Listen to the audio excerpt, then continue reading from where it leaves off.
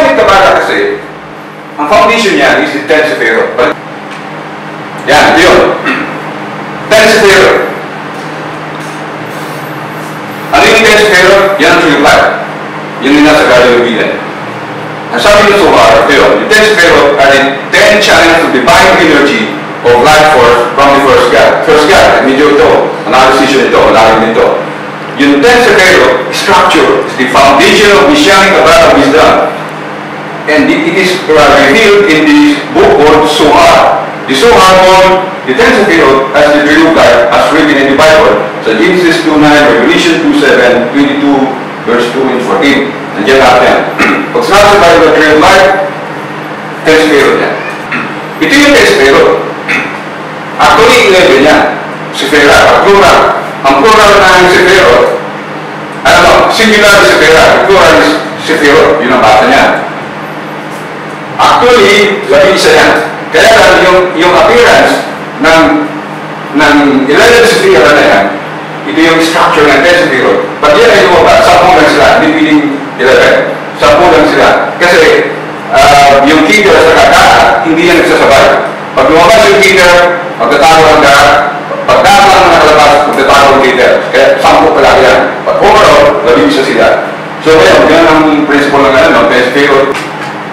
Yan. So ito, sa Isaiah chapter 11 verse 2. Ayan, nakalagay doon. The Spirit of the Lord, sabi mo na, the Spirit of the Lord shall rest upon him, Jesus Christ, the Spirit of wisdom and understanding, the Spirit of counsel and might, the Spirit of knowledge and of the fear of the Lord. Yan ang nakasulat sa English translation, sa KJV, King James Version, sa iba pa. Pero ang ibig sabihin ng mga salita yan, tignan mo sa Hebrew, kay Spirit yan. Yung Spirit of the Lord, ang sabihin niyang Keter, yung nakita natin kanina. Wisdom, chokma, sa Hebrew. Understanding, Bina, the Spirit of Bina. Spirit of counsel, Chisel. And then might, Gibora, Spirit of knowledge, Da'a. Fear, dalawa yan, the fearing, and Malkut. Yung dalawa, yung Hud, saka Nisa, yung tayo, nakakunik yan sa pangan ni Christ, o ng tao, hindi nalagay dito kasi ang pangalan yung nagdadala sa atin kung saan papunta. Ito talaga importante. So the 10 Sephirot is on Jesus Christ. Saan na-fulfill yan? Sa New Testament, ito. Sa Luke 3 verse 22. The Holy Spirit descended in a body form as a dove nung siya i-baptize ni John Baptist, si Christ. And a voice came out of the sky saying, "This is my beloved Son." Yung Holy Spirit niya na mag-descend, ito ang fulfillment ng Old Testament. Ng Isaiah 11 verse 2, ito yung fulfillment sa Luke 3:22. The entire Sephirot or Messianic Kabbalah pumatong nag-rest kay Jesus Christ. Kaya si Jesus Christ ngayon, nandun sa kanya ang 10 Sephirot. Kaya hindi yan okol. Ang kasabi na gano'n, hindi lang nila naintindihan.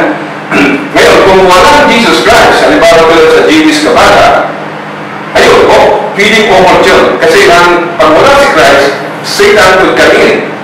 Kaya nagiging occultism yan, naging witchcraft, naging magic, hypnotism, kung wala si Christ doon. Pero kung nandoon si Christ, hindi pipili yan. Because Christ is holy, hindi piling pumunta doon na any unholy spirit.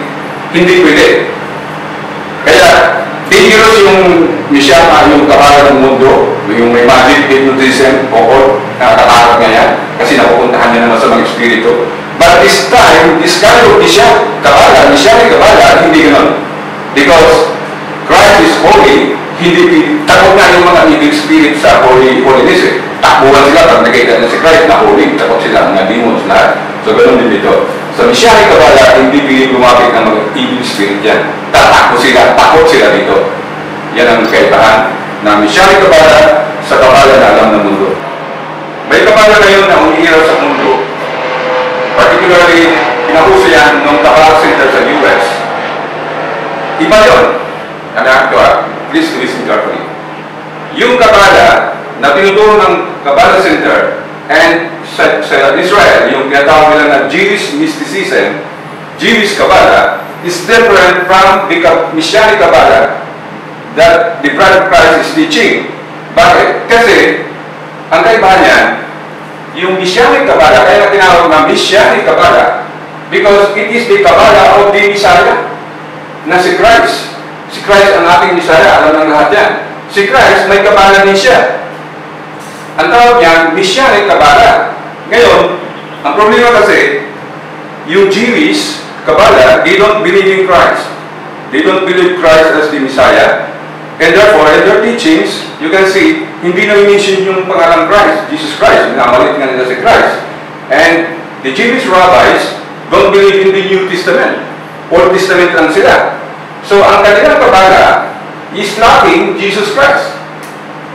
Yung Messianic Kabbalah, nandoon si Jesus Christ. Nandoon siya. Yan ang kaibahan. Pag narinig niyo yung Kabbalah, sabi ng iba, occult daw. Yes, occult. Yung sa mundo. Pero itong Messianic Kabbalah is not. Because this is the Kabbalah of Jesus Christ, the Messiah. Ang katunayan ngayon yan, prophecy yan.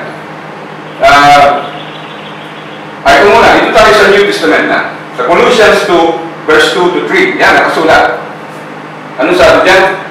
Unto all riches of the full assurance of understanding, to the acknowledgement of the mystery of God, and of the Father, and of Christ.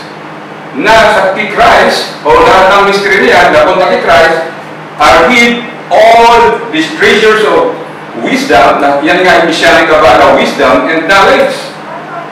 Na kay Christ lahat din. Siya yun. We know that the Father, the Creator, created the universe by wisdom. Sino yung wisdom na yun? Si Christ yun. As proven in the New Testament, John chapter 1. Everything was made by Him and through Him. Through Christ, by Christ. Na siya nga kasi ang wisdom. Yung wisdom na yun, yun yung Messianic Kabbalah wisdom. Ngayon, ito pa, sa isang verse, Colossians 1, verse 27. God wanted to make known to those among the Gentiles, kasama ng mga Gentiles yan, the glorious wealth of this Messianic Kabbalah mystery, which is Christ in you. Si Christ yan. Christ in you. Mystery yan. Messianic Kabbalah. The hope of glory. To those who are called both Jews and Gentiles, Christ is God's power and God's Messianic Kabbalah wisdom. Yan ang katotohanan na yung Messianic Kabbalah is Jesus Christ Himself. Hindi yan bagay, hindi yan magic, hindi yan occult. Si Christ mismo yan, our Savior. Ngayon, kaya nilabas ng Ama ito, kasi babalik na ulit si Jesus Christ. This is necessary for the true Christians to prepare to meet Christ in the air. Yung tinatawag ng iba na rapture, hindi ka magkaka-rapture kung wala ng Messianic Kabbalah. The power of rapture, the secret of rapture is Messianic Kabbalah wisdom or mystery. Ang sino man yan naghihintay, akala nila mag-rapture sila, akala nila yun. But the time comes, hindi sila mag-rapture, reject pa na sila ni Christ. So yan ang importante, ang importance ng Messianic Kabbalah wisdom.